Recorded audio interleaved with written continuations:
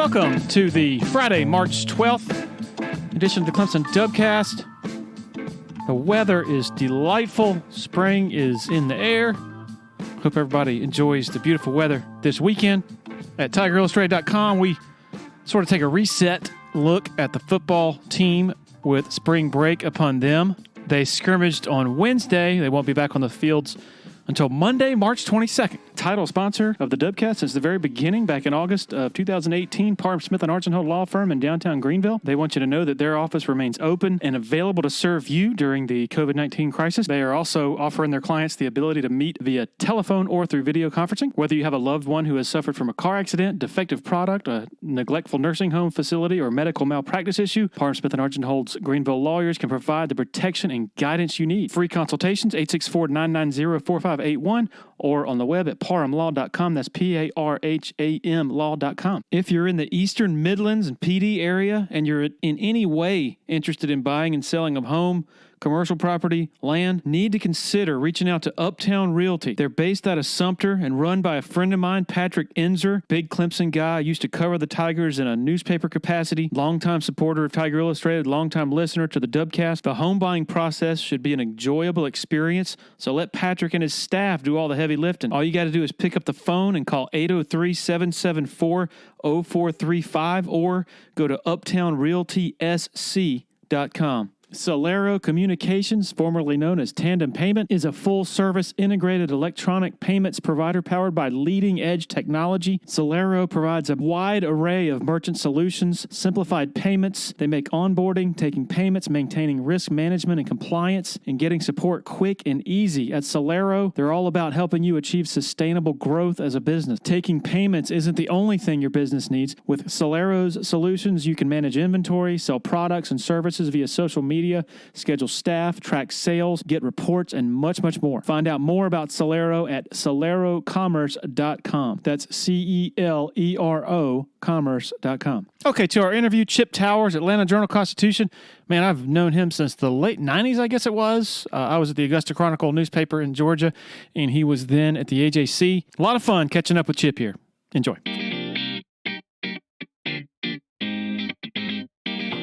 All right, joined by longtime friend and colleague Chip Towers of the Atlanta Journal-Constitution. How you doing, man?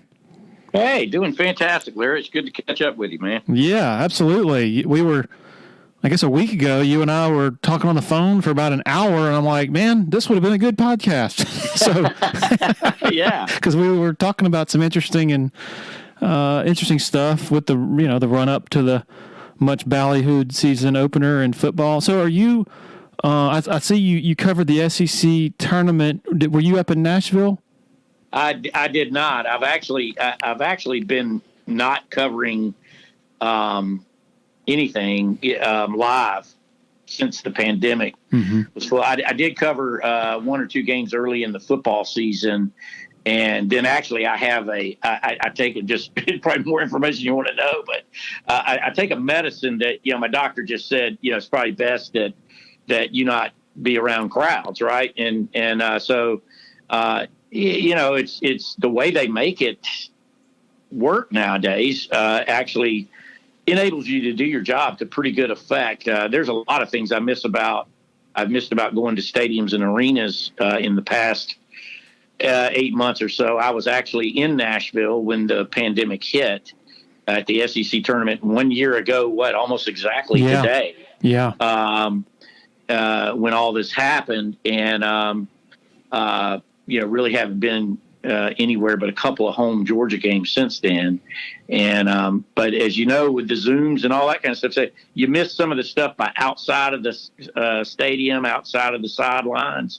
Some stuff you see maybe before the game from a personnel standpoint. But generally, I feel like you're able to cover the games as good as you would if you were there, close to it anyway. Maybe even better because of the replays and stuff? Yeah, I don't know what the setup there is at Clemson, and I guess I won't find out this year. I mean, I've been there many times before, but, things change all the time. But, at Sanford Stadium in particular, it's a great venue. Everybody loves it, and it's one of the few open air press boxes still remaining in college football. Most of them are enclosed, which is great. It's not as great in early summer, and it's certainly not great in late fall. But the rest of the time it's good. The only problem with it is the only TVs you have in there are behind you when you sit, like I have in seat 100 on the 50-yard line for I don't know how many years now. And so if something happens on the field, and a lot of times they're not going to show you everything on the Jumbotron, especially if it's controversial or something, you have to crank your head around and look, and then it's all about the timing of whether you're catching it right to see what the replay was. So I've had situations, Larry, where I just go on Twitter and say, hey, didn't get a good look at that. What did television look like? You know, what did the television replay? And you get fans just boom. It's like, oh yeah, it was definitely out or whatever. And it's like I couldn't see. And so to answer your question, I'm home here. I've got I don't know what it is, a 55-inch Sharp TV right across from my desk, and you know I can stop it and back it up, look at it a couple of times. Oh yeah, he was definitely offsides, no question. So there are some advantages in that regard, and you can actually hear what the TV people are saying, and as you know, they get the pregame interviews and that kind of stuff. A lot of times they have some insights that you haven't been privy to. So yeah, there are definitely some advantages. Yeah, I mean, as a reporter, you're wired to be there physically, you know, to want to be at the event. But like you were saying, with all the technology available, and if you have a good color analyst who helps you learn about why stuff is happening and who is providing good insight, sometimes I've found that I can actually follow a game and its sort of twists and turns and pivotal moments better when I'm, you know, I guess it's also, there's a lot more distractions, I guess, when you're there, because it's just, you know, it's a stadium full of people. There are people around you cutting jokes and you know, it's true. The bands, the cheerleaders, the drill team, you know, all that kind of stuff. You know, press box food. There's a lot of those things that come into play, and I do agree 100% on the insight. You know, I don't actually get to see the ACC network that much because you know, obviously I'm watching the SEC network all the time. But I think the SEC network has a great group of sportscasters. They're mostly former players. You know, guys like Matt Stinchcomb and you know, DJ Shockley are both doing it from Georgia, but you know, other guys. I'm having a brain freeze right now. Cole Kubelik, is it? He's still Cole Kubelik, Greg McElroy. Mm-hmm. You know, these guys provide great insights, and they really know. You know, like Stinchcomb. Yeah, I wouldn't say he's Kirby Smart's best buddy, but they go way back. They're good friends. And so he always has some spectacular insights, and he's, borderline genius in intelligence as it is. So it's just, you know, great to hear from those guys. Are you worried that now in the pandemic sort of way of doing things that, you know, we're further removed from the people we're covering, that things might not go back to what we are used to? And heck, even the things we were used to, it was still very managed and very controlled environments. I assume the same is definitely true under Kirby Smart over there. Are you worried, I guess my question is, that this will just be another way of sort of creating distance between the media and the people that it covers, like when things hopefully sooner rather than later return to normal?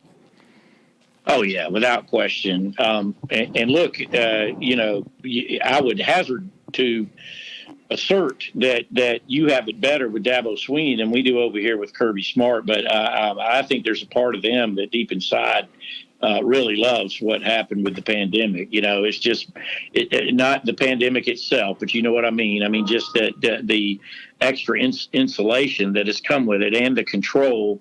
And under Kirby Smart, at least, it had already developed into what I refer to as pack journalism. You know, one athlete surrounded by 24 media members all getting the same stuff. And increasingly over the years, you know, this is probably more detail than you need to know. But for a while there, I've been with the AJC for 22 years.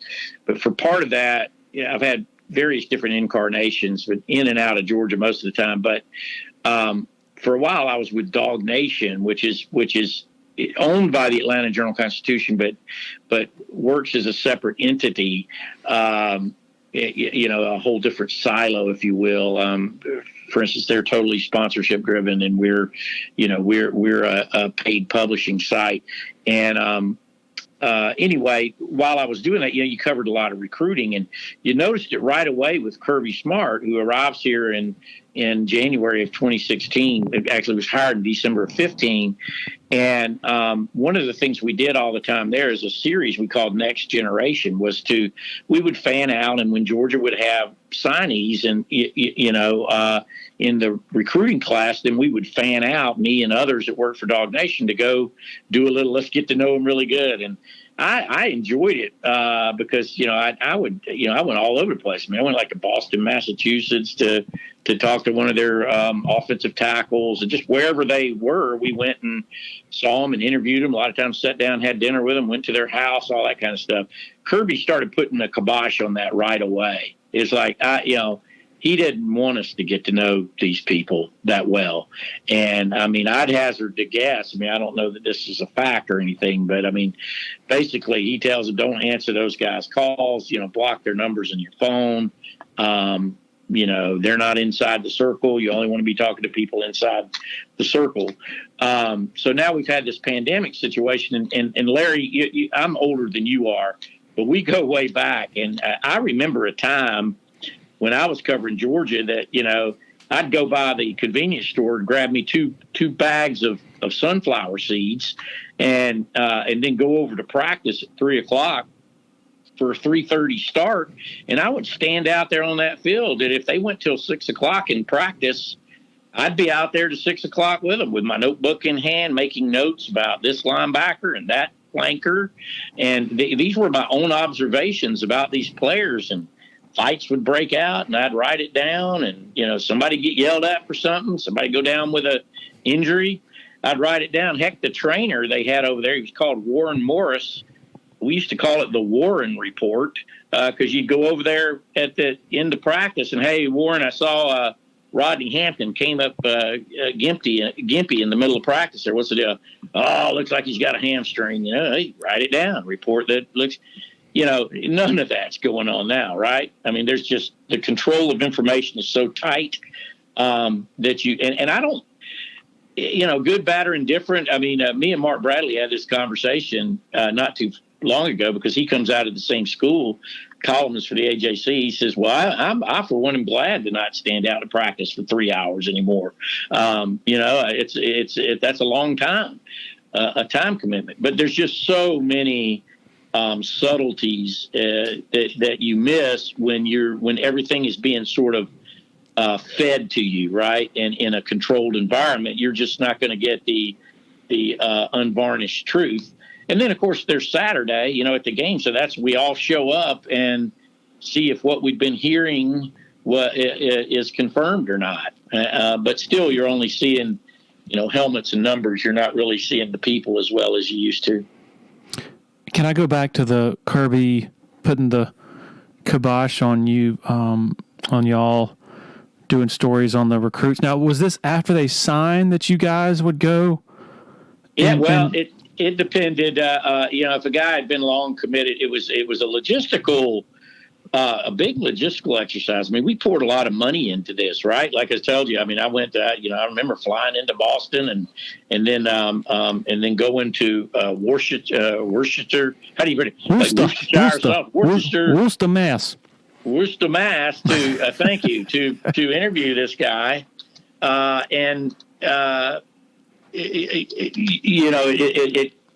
was a considerable amount of expense to go do that. So, but that guy in particular hadn't signed yet, but he was going to sign. He made it clear. So if a guy he's like, yeah, I'm not going to go anywhere, then we go ahead and do it. But then logistically, sometimes we'd have to wait till signing day.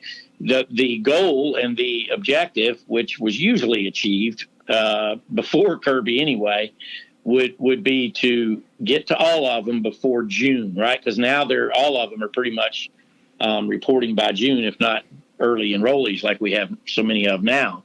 And so we would try to get them all. But I remember the first time, I can't remember who the player was, but I had a scheduled interview, and I showed up like usual at the school. Go to the coach's office to, get some time with this player, take some pictures, got a photographer coming, the whole 9 yards, and a big day planned. And then the coach informs me, so-and-so's not going to be able to talk to you today. And I think he's Malik Herring is who I'm thinking of. And he's just a graduated guy. And, well, what do you mean? He had something come up is what he says at first. And then we go back and forth and everything. As well, Kirby called and he doesn't want him talking to anybody.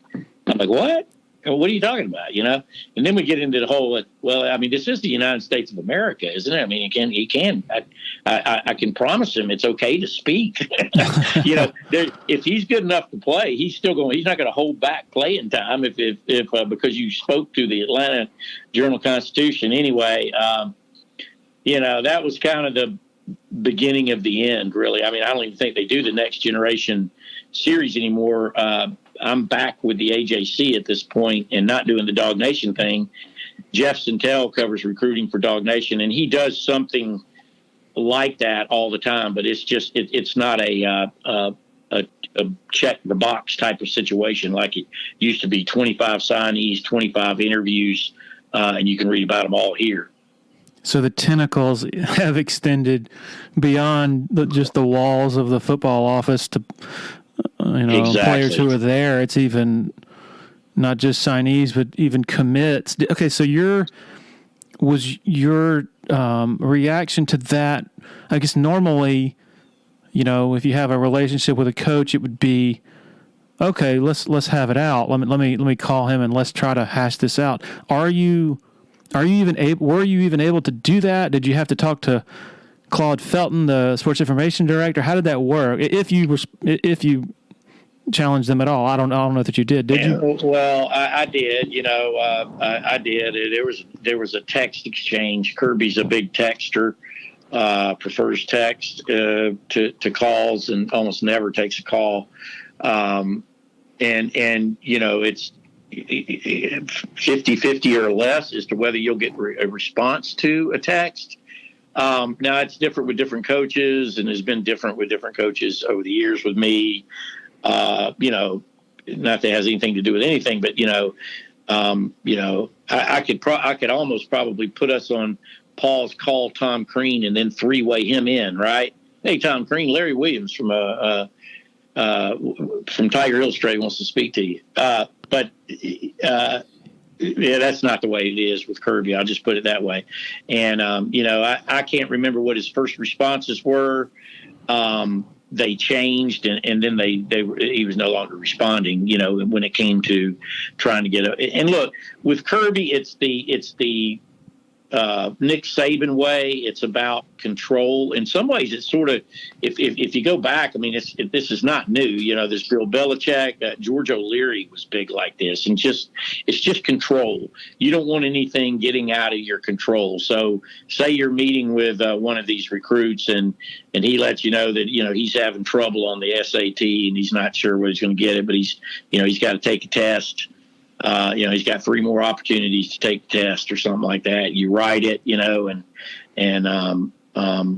this is bothersome for some reason to those that wish to have all the control. So it's not something I love about Kirby Smart or this regime, but I mean, it's a fact, Jack. It's just so I have to operate within those parameters or outside of those parameters, as the case may be, whatever it takes.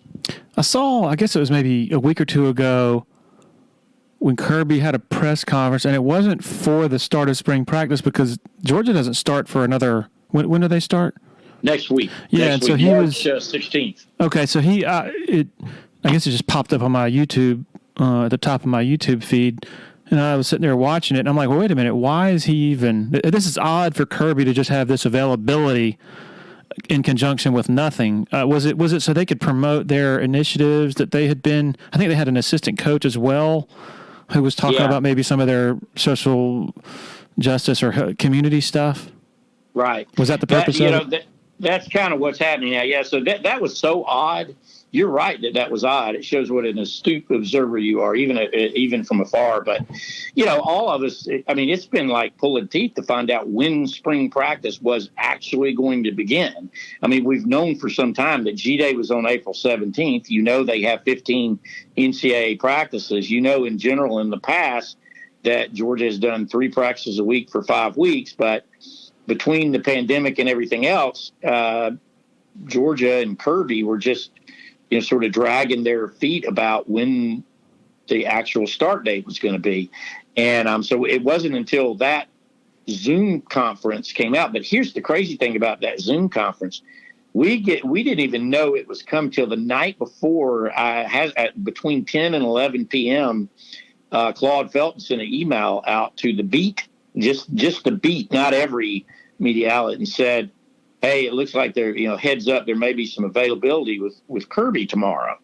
And, you're like, oh, okay. It's sorry if my son's getting chemotherapy or something, but let me lay all other business aside and be available for this. And I was, and we were, everybody was. And, you start hearing in the morning that they're, so the apparent justification for it was this. So they got this Dogs for Pups initiative that Georgia's been doing since last summer. A lot of programs are doing this. I know Clemson is doing something similar. Just between the social unrest and the pandemic and a lot of different things that were happening last year, Georgia's leadership, player team leadership, started developing some initiatives to do, and that was the pretense of this. But he knew, and we all knew, that this is our first chance to talk to him since whatever it was, since National Signing Day, and I put air quotes around that, that we would be asking questions about spring practice. So that just kind of happened. Now, for whatever reason, we had all offensive coaches on the call as well. So a rare opportunity to talk to Matt Luke, the offensive line coach, because Kirby doesn't have his assistants available for interviews except for the coordinators in preseason camp and before the bowl. That's the only other time you get anybody from the staff to interview. And in this particular case, Matt Luke was available. Georgia's wide receivers coach, Cortez Hankton, was available, and the running backs coach, Dale McGee, was available, but under the pretense that Hankton and McGee oversee that Dogs for Pups initiative. So, but, we were able to sneak in running back and wide receiver questions among, and I wrote a story that day about their initiatives, but, for the next 5 or 6 days, I wrote stories about all the different position information and stuff that trickled out as a result. So what did you and others chalk it up to? Was it Kirby being in a good mood? Like what? Because I know he said before, he's like, yeah, y'all don't get to talk to these assistants much, so we figured we'd make them available to y'all. Like, surely it wasn't just a charitable gesture on Kirby's part. I think it was to get the Dogs for Pups initiative information out there, and there was probably some kind of modus operandi behind that. And if I had to guess, it probably had to do with recruiting. I mean, because with Kirby, it's all about recruiting. Everything's about recruiting. And he knew that he was going to have to do this at some point. Actually, now that you mention it, I hadn't thought about this. He generally takes a trip, a spring break trip, out of the country most of the time. I mean, he goes to him and his family and some friends usually go to some remote island somewhere, to where he's not recognized and he can get away and be himself. I don't know that for a fact, but now that we're talking about it and you're pinning me down on it, I think that he probably was taken off this week and going somewhere before they start into the grind of spring practice this next week. I mean, the cynic would say, in light of the Rush Propst, I guess, allegations, whatever you want to call them, coming out a week later, that maybe maybe they knew that was coming and they wanted to get some positive stuff out there. I don't know. Yeah, maybe so. I mean, the Rush Propst stuff came out a week later, and yeah, maybe he's conveniently out of the country right now while all that's going on. What a crazy, wacky story that is. And I'll be glad to answer your questions about that. But yeah, I mean, it's definitely Kirby. Kirby does that's the thing. I touched with this on you previously, but Claude Felton, the great Claude Felton, who who among his peers are the great Tim Beret, is retiring. It sounds like, or eventually be retiring, and is not going to be doing as much with the sports communications department. And so that's kind of the bottom line here. So it used to be Claude would be telling Mark Richt, and for a time telling Kirby Smart, that we need to have a press conference for the press in advance of the SEC, of the spring practice, which begins on such and such a date. Let's do it such and such a date. And the coach would put it in his calendar and do as advised. That's not how it's working anymore. So now it was Kirby was like, let everybody know that we're going to do a Zoom conference tomorrow. So that's how it's working now. So I remember the 2015 national championship game between Alabama and Clemson. That was Kirby's last as defensive coordinator at Alabama before he went to Athens. And you came out to Phoenix. And the object of that is obvious. You're trying to take advantage of the media opportunities to cultivate, relationship with Kirby. A relationship I think you already had because you covered him when he was a player, right? Oh yeah. That's it. I'm at that point now. With Bobo and Kirby and lots of other guys that I covered them as players. I covered them as assistant coaches. I talked to Kirby occasionally, not very often, when he was over at Alabama. But the thing about while he was over at Alabama, he was always best buddies with Mike Bobo. They continue to be best buddies, and so I kind of would see of him and hear of him from that way. He has a place down in Lake Oconee also where a lot of football coaches live. He played Bruce Arians' golf tournament every year, and I would go down there for some easy access interviews. It's about 45 minutes from Athens to catch that every year, and that was another place where I would, there's Kirby down there, and he's had a place down there on Lake Oconee for many years while he was defensive coordinator at Alabama, and then now, of course, he's head coach. And so, yeah, I had a working relationship with Kirby, and that, it was the same thing. So after Kirby got hired in early December of 2015. And I don't know how much you want to go down this path. Yeah, let's do it. Mark Richt got fired because Kirby Smart was available. Mm-hmm. That's the bottom line. I mean, it's not like the program was in shambles before they hired Kirby Smart. They were winning 10 games a year under Mark Richt. They just hadn't. They'd gotten away from playing in the SEC championship game and had not been in national championship contention since 2012. And so when the way things happened, Steve Spurrier resigns in the middle of the season at South Carolina. Kirby Smart quickly developed as the number one candidate to replace Spurrier at South Carolina. Georgia getting wind of that one of their own possibly going to South Carolina, and it was like, whoa, hey, because everybody's known, they've tried to hire Kirby several times over the years. Everybody knew his worth, and that's the story behind the story of Mark Richt getting dismissed, and then Kirby Smart getting hired in early December. He actually was confirmed as Georgia's coach the night after the SEC championship game of 2015 that Alabama won in a downtown hotel in Atlanta. And that's when the deal was basically brokered. And I broke the news, I'm happy to say, on that one. It's hard to break news anymore nowadays.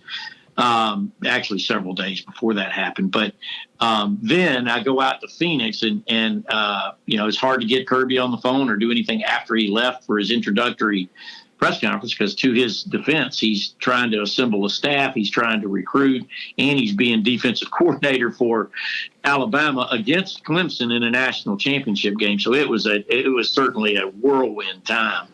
And Mel Tucker was out there as well, and Glenn Schumann and several others that Kirby ended up bringing back with him. And he flew back on a private jet from Phoenix with Mel Tucker as his defensive coordinator on that jet. Glenn Schumann was on the jet. Mike Cavan was on the jet, and a couple other people and their wives were all on the jet, and they hit the ground the next day in Athens, and thus began his tenure as Georgia's football coach. So when you're going out to Phoenix, you're thinking, and tell me if I'm right here, you're thinking, man, I covered this guy when he played at Georgia, have a relationship with him from that. I've developed that relationship, through the golf tournament and all that varied things that, have allowed our paths to cross. And so now he's Georgia's coach, and I'm going to be able to cultivate this to my advantage. How much of that, what did you learn, I guess, in hindsight? How valuable was it actually when it became obvious, I guess? And again, I don't want to put words in your mouth, but that he was the Saban type, I guess, the Saban school of control and never saying anything. How fruitful was that?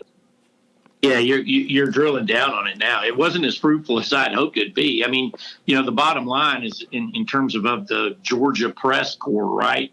I was the only one that bothered to fly to Phoenix and spend a week out there, and thousands of dollars and all that kind of stuff. And the hope is that, I can't remember all the details, but I know I went out there hoping for a sit-down one-on-one interview with Kirby, and that never happened. I did get to see him several times at all the different national championship opportunities, but most of that was a media scrum.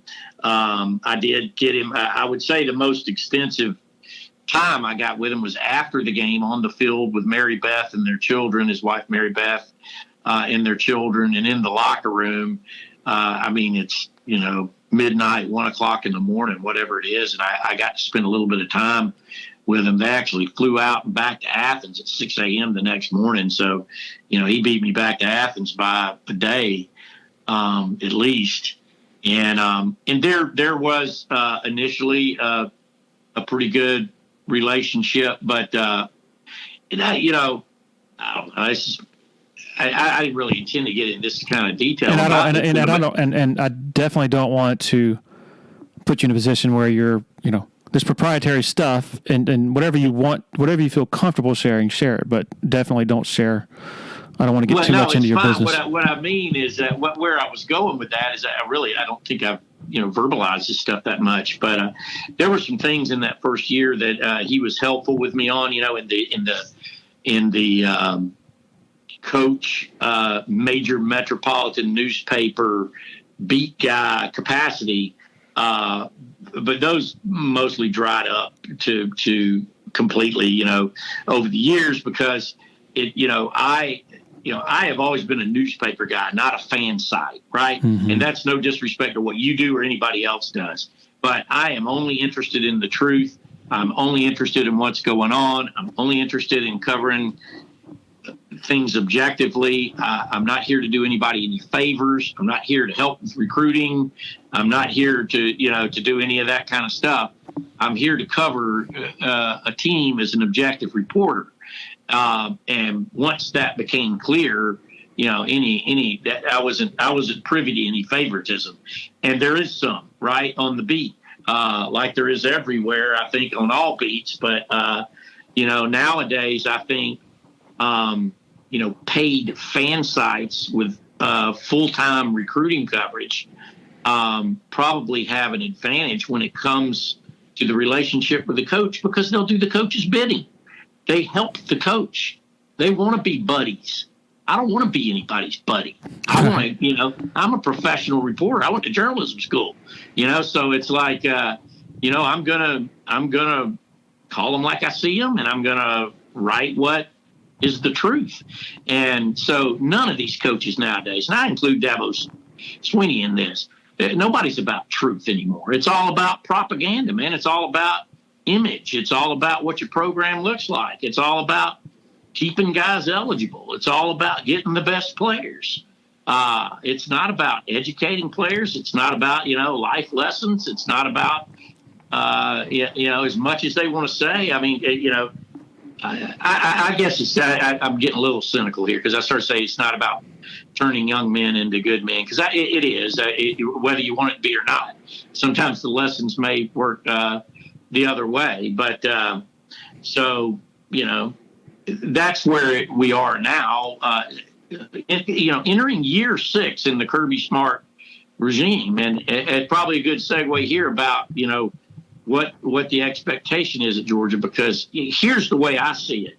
I see a guy who came to Georgia, was hired by Georgia, who was a tremendous prospect, if you will, as a coach at the time. So asked for and received great promises, and Georgia's made good on all those promises when it comes to money and facilities and recruiting and resources and all that kind of stuff. And now here we are 6 years later, heading into year 6, and Georgia has played in one national championship game, and they've won one SEC championship. It's been great success, lots of wins, won the East 3 out of the last 4 years, didn't win it last year, didn't play in the SEC championship game last year. So now the pendulum is starting to swing to the point where, okay, you've gotten everything you could possibly want. We've done everything you said. Now, where's our payback? So as Georgia opens their latest $80 million football operations facility in April, the day after the G-Day game, I feel like we enter into a new era in the Kirby Smart regime, where it's put up or shut up time. It's you begin. It's going to be diminishing returns from here on. Every year you go without winning what you've verbalized is your objective. So that's where we are at this moment.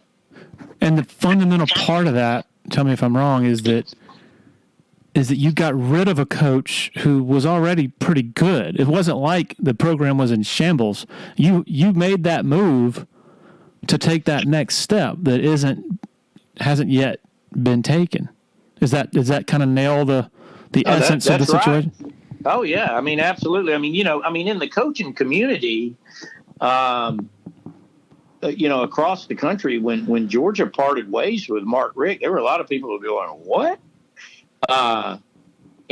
Granted, there had been, some regression, I guess, under Rick, but there's also all that stuff is circumstantial, and as football more than any other sport is cyclical, and who's to say great things wouldn't have happened right around it, or if things had been different those last couple of years, a couple of breaks here and there, so injuries, all those other kind of things, it might have turned out different. But yeah, so Kirby Smart being at Georgia, I'm not sure if he had.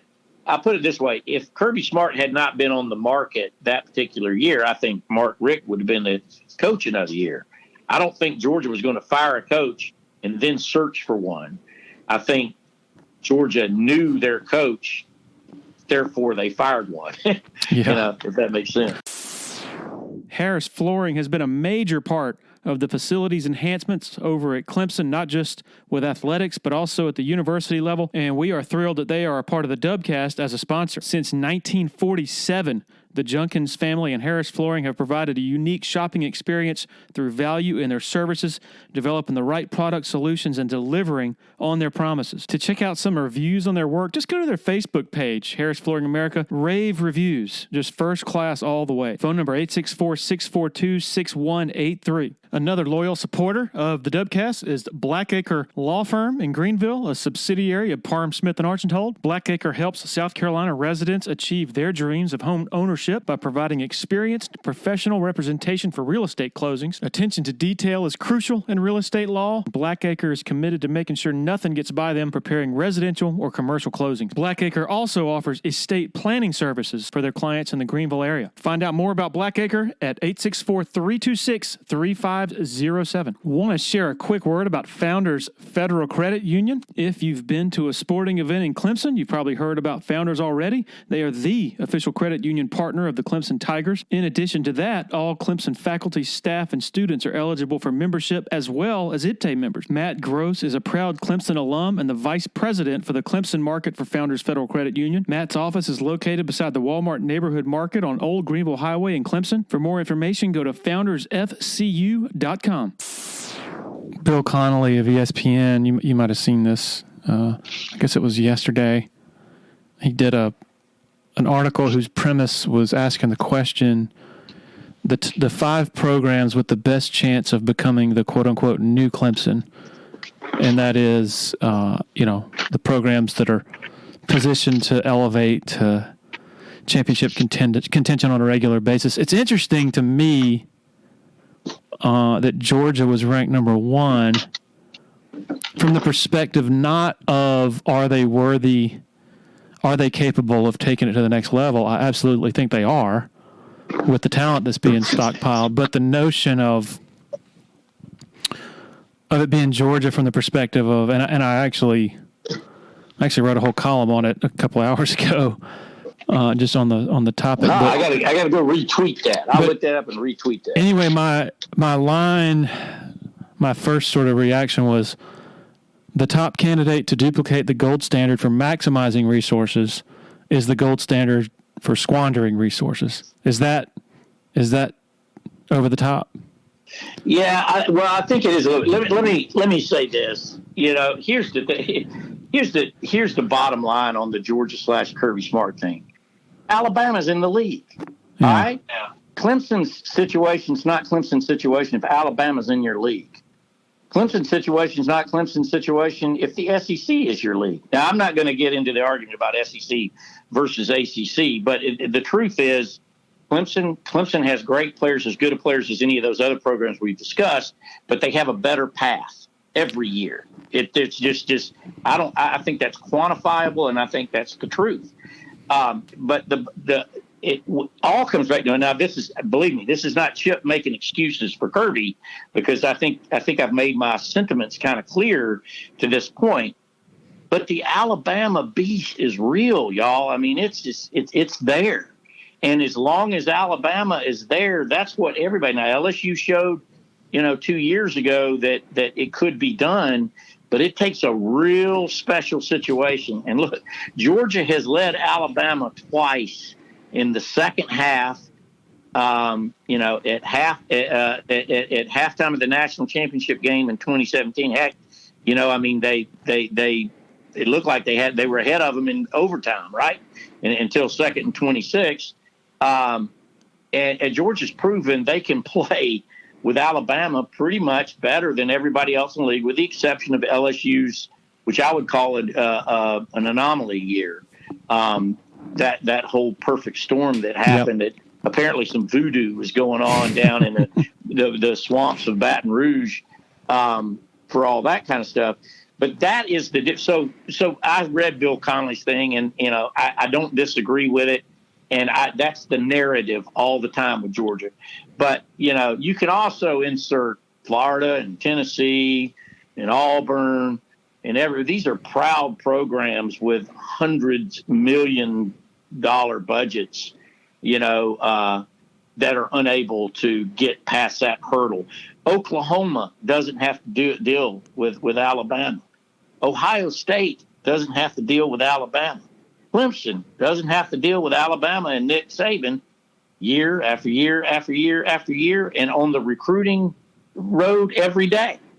So I don't really buy. So Georgia has had great players, yes, but their road has always ended with Alabama, and that's the paradox. He has got to vanquish the beast before he'll ever get. Now, how long is Georgia going to be patient to do that? I don't know. There's no question they're better off than they were.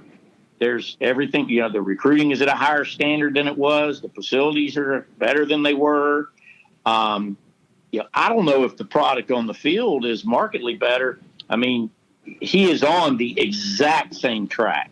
I mean, almost to the number that Mark Richt was in 01, 02, 03, 04, 05. In fact, Mark Richt has the edge when you look at they won the SEC championship in 02 and in 05. He won 2 SEC championships in the same time. The only difference when Mark Richt was making hay in the early 2000s is you didn't have a playoff. If you'd have had a playoff, Georgia would have been in the playoffs. But you didn't have a playoff. You had a BCS. And in 03, they finished 11-3 with a loss at the end of the year. But, you're 11-2 there. You're in a 14 playoff in 03. You're in a 14 playoff in 04. You're in a 14 playoff in 05. Kirby Smart, the exact same thing through the same amount of time. The only difference is he had a playoff to go to. He reached the national championship game and he lost. He's won 1 championship. He's played for more. No, I take that back. He's played for the same number, 3. He's played for 3 of them, but he's only won 1. Richt, in the same amount of time, played for 3 of them and won 2. So, we're in that period that if you don't take advantage, so I don't like the term squander, but if you don't take advantage of what you've been doing these last few years, you're going to start getting diminishing returns on the other side of that, I think. The counter to your, and I generally agree that the ACC is, there's less resistance in general, but the obvious counter to the Alabama roadblock for Georgia as it relates to Clemson is Clemson beat Alabama twice. Yeah, that's true. Right. Yeah. and I, really the example that stands out to me as we're talking about the comparison is, man, that 17 national championship game in the first half, Georgia was on the verge of blowing their doors off. Like, it really felt like Alabama was melting down and on the verge of collapse. They had that defensive lineman who's fighting with his coach on the sideline, and things are in disarray. Yeah. And it's like Georgia is about to roll these guys. And so for whatever reason, they couldn't close the deal. I think it all goes back to something we talked about last week in our phone conversation, the offensive sort of struggle to be visionary, with the right ideas, the right evaluations at quarterback.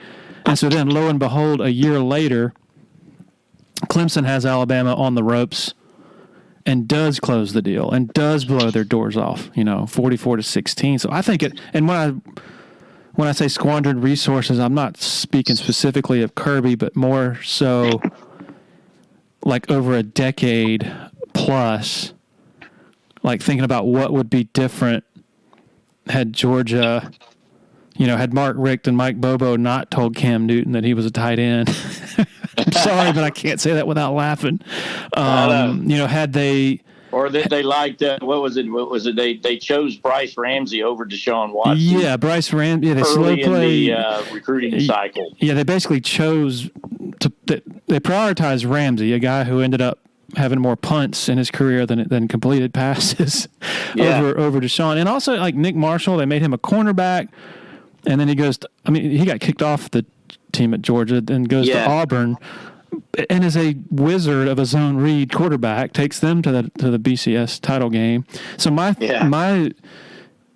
theory is that if you simply have the right offensive vision and you make the right evaluations at quarterback with the innumerable stud quarterbacks that were in Georgia, then it's a domino effect, because if you get Cam Newton, then that leads to, Deshaun and so on. And then you get Trevor Lawrence because of that, and then, Justin Fields, whatever. And so that's what I mean, I mean, that is just, to me, that is just incredible to think about how much college football, not just Georgia football, would be different right now, because then you're able to win your share against Alabama in the SEC championship game, and then win national titles. Does that make sense? Yeah, no, it makes great sense, and yeah, I mean, I'm remembering now our conversation that we had last week or wherever it was, and it is incredible, and really just from an even more simplistic standpoint, if look, Nick Saban is the GOAT, right? And so Alabama's struggling like crazy in that game, and they end up bringing in some freshman named Tua Tagovailoa. And I remember being in the press box having to, it's like, how do you pronounce this guy's name? How do you study, and I had to, there was some kind of alliteration I came with so I could remember how to spell his name, because they ended up writing it all over the place, right? So if 2nd and 26 doesn't happen, how different is everything since then, right? Yeah. Because, I mean, I think Dabo and Clemson stands as the example. If you can break that ceiling, what is on the other side of it, right? Like the light that is above those clouds. And Georgia has not been able to get through the clouds to the light. They just haven't. The other side of that is now, and this is increasingly becoming a narrative on Georgia and Kirby. You touched on one, which is the offensive thing, which I think they have addressed to some degree, to a better degree, to a percentage of improvement with Todd Monken as the offensive coordinator now. I think he's doing a lot more things. And if you look at Georgia, even in games they struggled against last year, Alabama and Florida, you got players running free all over the field if you just had a quarterback to deliver it to them. And they kind of finally fixed that with the enigma that was JT Daniels being able to be on the field last year. But my point is, I'm long-winded getting back to, is Kirby as the in-game coach. He's been outfoxed and beaten and taken a risk that have come back to bite him in big games. There's games that people over there at Clemson aren't even going to be familiar with on a strategic standpoint, from a strategic standpoint, like the road loss they had at LSU, the year before LSU's national championship. Georgia was dominating them, and just a couple of bonehead special teams calls just completely flipped the momentum in that game, and Georgia ends up losing a road game at LSU that they really should have won. And never mind the fake punt against Alabama, one of the worst calls in the history of college football, in my opinion, for a lot of different reasons, not the least of which is time and score, but also, trotting Justin Fields out on the field and thinking nobody's going to notice that, he's I mean, it'd be one thing if he'd been to up back the entire game, but no, number one comes trotting on the field in that situation, and they're screaming on defense, run, your quarterback's in, look for the bag. I mean, this, this kind of crap, and this is where Kirby and I really butt heads, because I lit him up on that. I was writing columns for Dog Nation at the time, and, I called it that. One of the worst calls in the history of modern college football. He's got to overcome that. Did you hear from him after that? Not directly. In fact, what was so disappointing is, how it works after those national championship games. They're finishing late, deadlines are ridiculous, and the coach goes in a room by himself at the same time that the locker room is open, right? And so you got to kind of make a choice.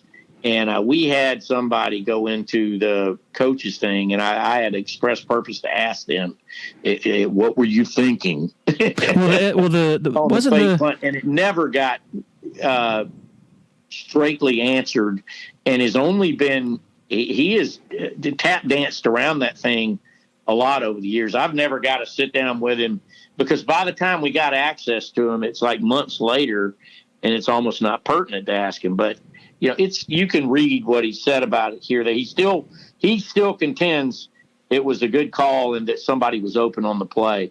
I still say BS. It was a bad call, and he's known for being a conservative defensive coach, and you needed to be in that moment because your defense was playing just fine at that very moment, and the game was hanging in the balance. Instead, you gave them the game because that play didn't work. So it was a bad play, in my opinion. That was the SEC championship, right? I can't remember. Yeah, I believe it was. The interesting thing about Tua coming in the 2017 national championship was that they, in the semifinal in the Sugar Bowl against Clemson, right before that game, like 10 minutes before that game, Alabama Clemson, I'm riding up on the elevator from the field to the press box, and Aaron Suttles, who was with the Tuscaloosa News at the time. Isn't that where he worked? I think anyway. Longtime reporter who covers Alabama. Yeah. He says they're gonna put Tua in, and I'm like, whoa, really? He goes, yep. Really? And so they never had to in that game because Clemson's offense was so bad. Clemson scored 6 points in that game, and Alabama, all Alabama had to score was 24, and they had a pick six, so Alabama won while scoring 17 offensive points in that game, so they didn't have to put Tua in. And actually, in hindsight, I remember Saban telling somebody, or maybe it got out after the season, that they went into that game planning on playing Tua because Jalen Hurts looked so bad in the previous game. I guess it was the Iron Bowl because they didn't play in the SEC championship that year. But it's pretty interesting how they went into the Sugar Bowl, into the semifinal that year, fully prepared to play Tua then. And then the flip side, a year later, Georgia meets them in the SEC championship game, and Jalen Hurts comes in for Tua Tagovailoa because Georgia was dominating Tua, and Jalen Hurts comes in and flips the script on him. It's something to be said. That's where Saban is still the GOAT. I think he even in that game in 2015, remind me, there was a pretty gutsy call he made in that game. The onside kick, the pooch. Yeah, the onside kick. Yeah, that's what it was. Because that game, I was covering the championship game, but I was paying less attention to it than I was with all the Kirby stuff. But I remember. Wow, that is a huge. I mean, the gumption, to call that in that situation. So he has always pushed the right buttons in those games, and it's and that's where Kirby. But the other thing. Clemson has done a fantastic job in that. I think the primary difference when it comes to Georgia versus Clemson versus Alabama is it's every day with them in recruiting. It's just I don't know. It seems Georgia's probably made it bigger than life at this point, and until they're able to I keep saying vanquish the beast, but that's just what comes to mind all the time. Until they can get past that. None of these other things are going to happen for them. And so, which puts us to this season, so there's big expectation like there has been every year under Kirby coming into this year. And they open with Clemson in a matchup that's just the closer and more I've looked into it. I got through profiling Georgia's secondary today, for spring and looking ahead to the fall. And it's like, man, I'm sure that, Dabo is licking his chops when it comes to what he's going to have to work against in Georgia's secondary next year. Now, Georgia's good kind of everywhere else on the defensive side of the ball, but, man, and no matter who it is, I guess even Darian Kendrick, they're going to have some raw cornerbacks out there, whoever ends up playing against them in the opener, and it's the good news for both teams is that being the first game of the year, I don't think a loss to either on either sideline is going to ruin the season. There'll be plenty of time to make good and possibly get back into a championship situation. But man, that's going to be a great game. I'm really excited about it. Something to file away, talking about Georgia's secondary and the challenge they're going to face is I counted up 12 guys Clemson has at either receiver or tight end who are 6'3" or taller. 12. Yeah. Like their stature on the front line is going to be pretty pretty imposing, especially if Justin Ross gets medically cleared, because he's going to be in the slot, and then you're going to have Braden Galloway on the other side, the tight end, the other slot. It's tough, almost like a basketball team is what they look like. Yeah, and I know there's going to be an opportunity for a lot of big plays for Clemson, because in my opinion, the only way Georgia can possibly combat that is to try to put pressure on the quarterback, and that's a tough quarterback to pressure. So there's going to be chances. Georgia's going to have to take risk in that game, because I don't think they can just sit there and line up and cover everybody. There's no way they can. Not with the guys they're going to have to put on the field. They're either going to be first year guys like Keely Ringo and Jalen Kimber, a possible transfer or two if those come in, or upperclassmen guys that haven't been able to get it on the field these last 3 years, and there's a reason for that, like Amir Speed and Latavius Brenny and these guys that are redshirt juniors and seniors. So that's definitely. I can go ahead and do my matchups breakdown right now, and when it goes to passing game advantage, big giant check in the Clemson side. All right, the Rush Propst story. First of all, it hasn't really been written about a ton. You reported on it. You talked to, the guys, the nickname who's Nub, I guess, based on his. I'm trying not to laugh. Nub Nelson. He's an amputee, I guess. Yeah. So, what is your best guess as to what really happened here? Well, I think knowing the legend of Rush Propst, and I use the term loosely, I think this is just a case of a coach running his mouth. As you know, nowadays, more than ever, but it's always the case, the proof is going to be in the pudding kind of thing. So, he's throwing out accusations there that Georgia and Alabama, he's on tape. And the funny thing about it, the reason all of this is on tape is he's explaining to Nub Nelson why they need to pay Valdosta players, right? Yeah. And so, as an example, he's saying Georgia and Alabama are paying $90,000 to $100,000 a piece for players, and that's what got caught on tape and in the leaked audio that Nub Nelson made. He has since gotten fired, and then that got he claims to not know how that ended up getting leaked, but it gets leaked. Both Georgia and Alabama compliance departments are aware of it and have called. At least they've called Nub Nelson. I've never heard from Rush Propst on this. I've reached out with phone calls and messages to get some kind of comment from him, and haven't gotten anything. He did. I've seen a report since then that there's legal action going on in Valdosta, is how ultimately all this came out, and those audio tapes are part of the deposition that they're using. The coach that was before Rush Propst is claiming wrongful dismissal.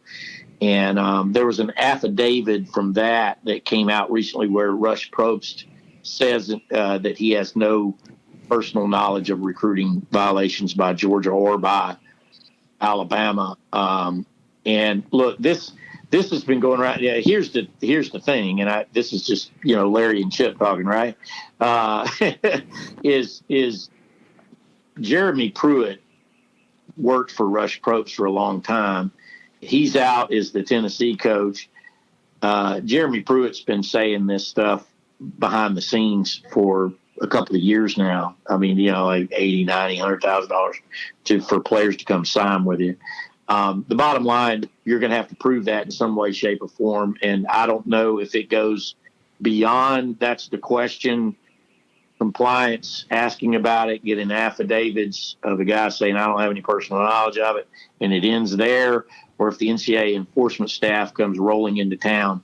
That's what nobody in college football, Clemson, Oklahoma, East Tennessee State, wants happening, because once they show up, you just can never be sure. They're going to probably find something because they don't want to go to the trouble. But then again, the NCAA now is severely understaffed and lacks subpoena power. So that's become, I think, advantageous for big Power 5 programs when it comes to how they're operating behind the scenes. What's the truth? I don't know. Did Rush Propst say it? Yeah, I heard the recording. He definitely did. Does he believe what he said? According to affidavits, no. Is that enough to clear Georgia and Alabama of any trouble? Can't tell you. So Pruitt had been saying for years in his role as Tennessee's coach that Georgia was paying this and that for players? Well, no, he's been talking about Alabama and Georgia are Tennessee's chief recruiting rivals. And this is, now listen, let me preface this by, this is just on the street rumor. Sure. So that is a narrative that he has thrown out there for a while. I haven't spoken to Jeremy Pruitt, and he hadn't told me that. So, let me be clear about that. But him and Rush Propst are close. They go way back to Hoover High when he was an assistant for Rush Propst. And it sounds to me like Rush Propst parroting what he'd heard on the street. I honestly believe that's the beginning and the end of it. Has Georgia ever paid players? I don't know. I wouldn't be surprised if they did. I wouldn't be surprised if anybody in Power 5 football has done that. But I can't prove it, and I don't know that personally. So, and to be honest with you, I quit digging down that road a long time ago because, nowadays there are so many layers around when it comes to those kind of things, so many layers involved that you just don't have the time on the day-to-day to be digging with a shovel down into that stuff all the time. I have no idea what happened, but it sounds like to me, my best guess is Probst was trying to sell Nub on being his bag man. Yeah, well, here's what. So Nub Nelson is the touchdown club director, which was a full-time position. And, look, it's a touchdown club. His full-time job was at Napa Auto Parts, right? And he gave that up to be the full-time touchdown director, which, look, Valdosta High, it's no small thing. And it takes a lot of these big football programs, particularly in Georgia and in the South, take a lot of money to operate. There are hundreds of thousands of institutions. And he was a guy who sold sponsorships, to put on the fence and to put on the radio broadcast and all that kind of stuff. And Rush Propst wanted access to that money. Why? Well, he wasn't very wishy-washy about it. That's why he's in trouble in Valdosta. He wanted to be able to buy apartments and stuff for players to be able to move in their district and come play for them. And it's gotten him in trouble before at Hoover and at Colquitt County High, and it looks like it's followed him to Valdosta as well. On the surface, hearing that Chubb was paid doesn't make a great deal of sense, because the argument would be, well, if he needed money, he would have just gone to the NFL. But I guess I could conceive of, sort of hypothetically, okay, just as an incentive to stay, we'll pay you what you would have normally made from an agent or something. Is that how do you view that? Or are you just Chubb ended up tweeting in response to my story, which was interesting. He said, if I needed money, I'd have gone to the NFL. I'd have gone on to the NFL, which is true. But you can also see how, it's like a bird in the hand and two in the bush. If Georgia, again, I have to preface all this. This is just us talking as conjecture, but here's $180,000 cash. That you can use right now. And, there you would not enter in any kind of deal without some kind of insurance deal. Now, there's allowable insurance as a returning draft eligible senior that the NCAA allows you to get, but there's also insurance over and beyond their parameters that you can get, Lloyd's of London, big giant policies. And, Chubb, having already had a major knee injury in his career, would have been concerned about that, I'm sure. So is it in the realm of possibility? Absolutely. I'm always amazed. I think Clemson does as good a job, maybe better than anybody, of convincing draft-eligible, first-round possible prospects to come back for their senior year. How did they do it? I don't know. I mean, obviously they're having a lot of fun, and there's a lot to play there at Clemson right now. They take great care of them, and the facilities are second to none.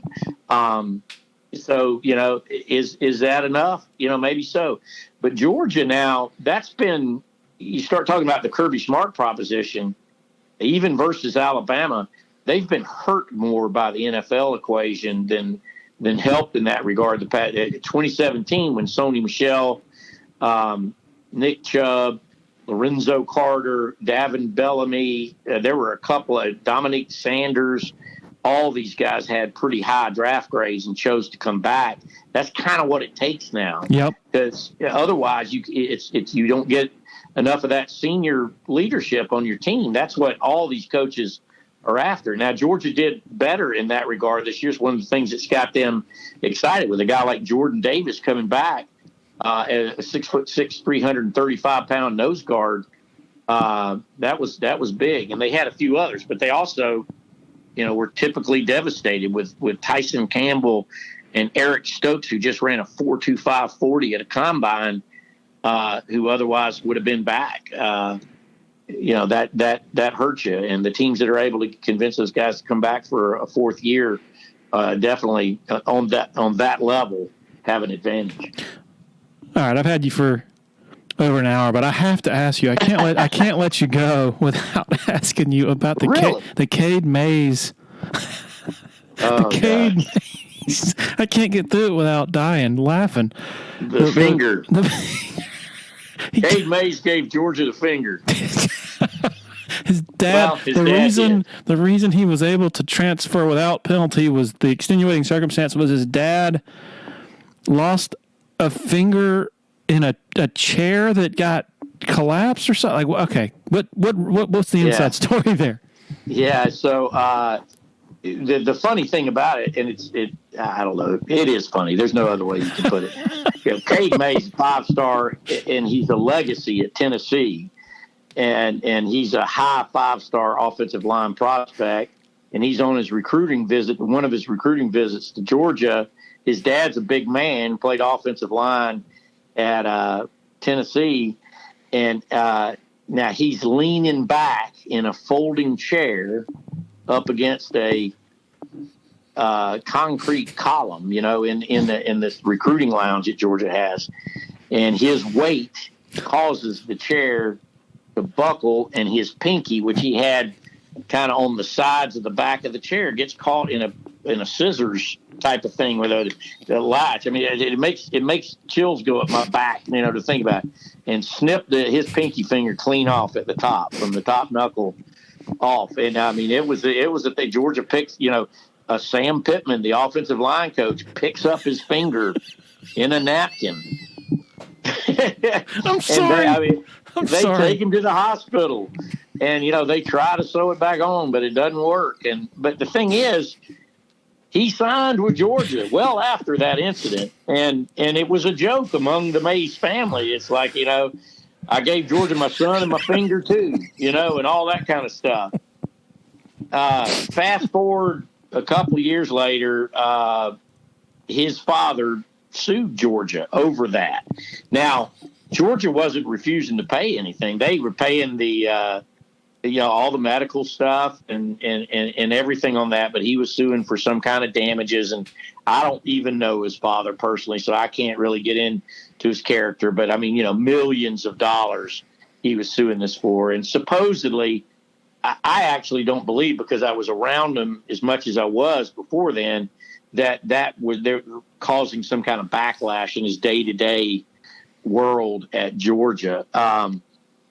People at Georgia, and my own experience was, we talked to Cade Mays. He was one of the kind of designated spokespersons for Kirby, which is kind of how he operates. You only speak to like a segment of players all year long, and he was one of them, and he always seemed fine and all that. Wait. It was alleged that Cade's day-to-day life was traumatized in Athens by his dad losing his pinky finger? Well, toxic environment after the lawsuit had been filed. Oh, okay. He encountered a toxic environment. That was the words that I think they actually came out of Tennessee after he was up there. He never uttered such a thing to us, and we didn't know about the lawsuit till after he was gone. I mean, his transfer was a shock because he started at left tackle in the Sugar Bowl win over Baylor on January 1st, and on January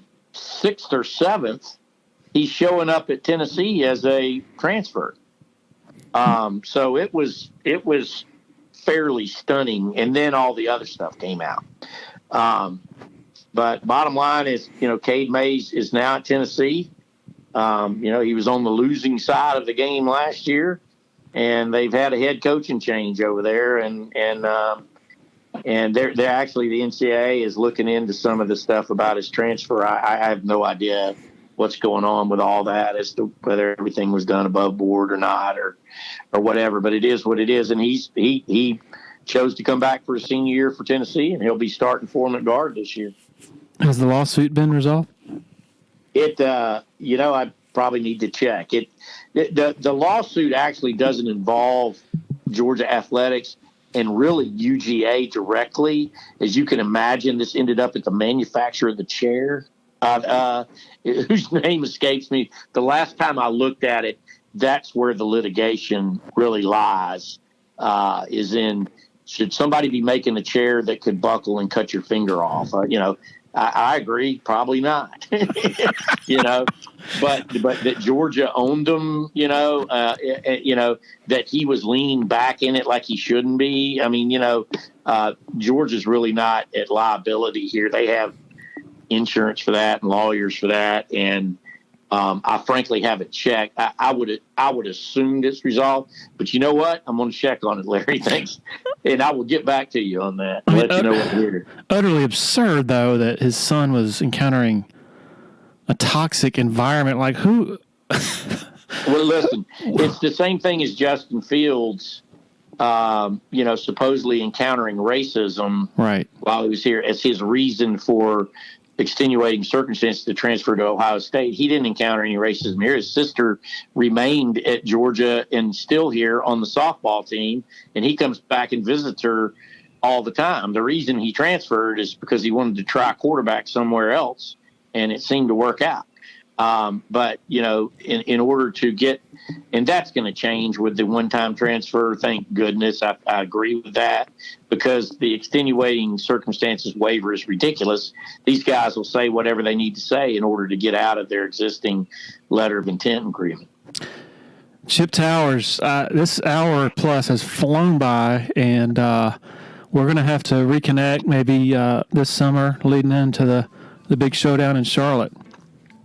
Yeah, let's maybe if we talk a little more regularly, maybe carve out a little 10-minute segment for me with you on there, every other week or so, and we'll just catch up, and then we won't have to bore people with an hour and a half of our discussion. And this is much more fun to do in person over a beer, so we got to do that too. Oh yeah, I will write it down right now. Put that on my calendar for sure. All right, thanks to Chip Towers for joining us, giving us his time. Really interesting conversation there, and entertaining in a lot of areas. Thanks to him. Also, thanks to our very loyal sponsors for making this happen.